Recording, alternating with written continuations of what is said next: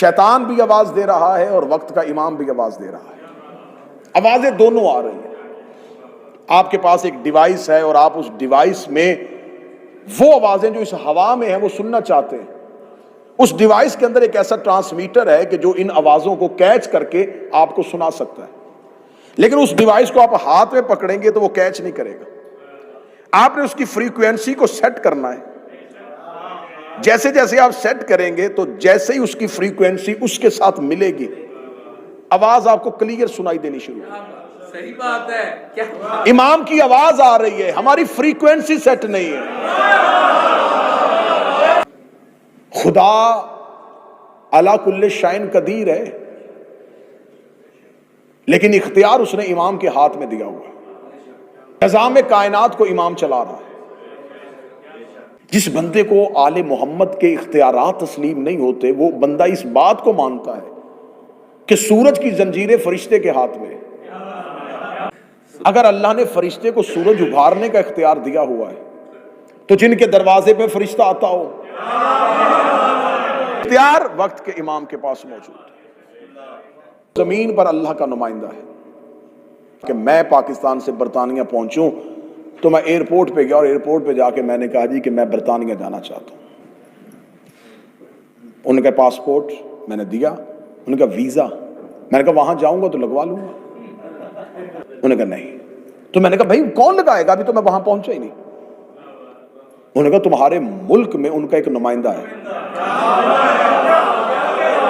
اس کے پاس گیا اور اس کے پاس جا کے میں نے کہا جی میں جانا چاہتا ہوں، ویزا دیں۔ ان کا کاغذات لے کے آئے۔ کون سے کاغذات؟ یہ ضروری ڈاکومنٹس ہیں، یہ ہم دیکھیں گے، پھر ان کاغذات کو دیکھنے کے بعد فیصلہ کریں گے کہ آپ ہمارے ملک میں جا سکتے ہیں کہ نہیں۔ میں نے اسے کہا کہ آپ وہاں کے بادشاہ ہیں، وزیر اعظم ہیں، کیا اختیار ہے؟ انہوں نے کہا انہوں نے مجھے اختیار دے کے تمہارے ملک میں بٹھایا ہوا۔ کاغذات انہوں نے نہیں دیکھنے، میں نے دیکھنے۔ اعمال وہ نہیں دیکھیں گے۔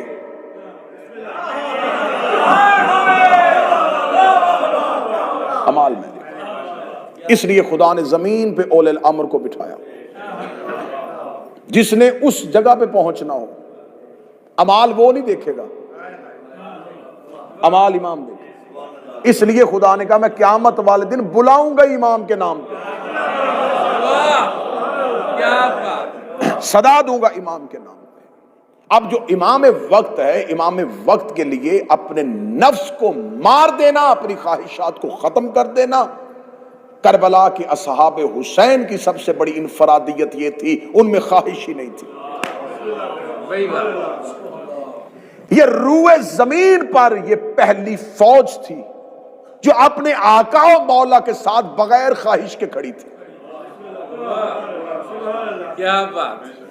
اور جب عشق خواہشات پر غالب آ جائے، اب یہ لفظ سنیے گا، ایک انسان بھوک سے مر رہا ہو اور بھوک اس کے بدن کو ستا رہی ہے اور اس کے کان میں کوئی آ کے کہے تیرے فلاں رشتہ دار کی موت ہو گئی ہے، بھوک ختم ہو جائے گی، کیونکہ درد اس کیفیت پہ غالب آ گیا۔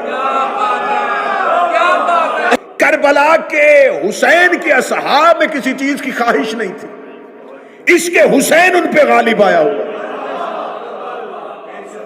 کوئی نہ سمجھے کہ وہ پیاس سے بے چین تھے، انہیں پیاس محسوس ہی نہیں ہوئی۔ فرات آوازیں دے دے کے انہیں پکارتا رہا، انہوں نے مڑ کے بھی نہیں دیکھا۔ اتنے بے نیاز ہو گئے، انہوں نے جنت کی خواہش بھی نہیں کی۔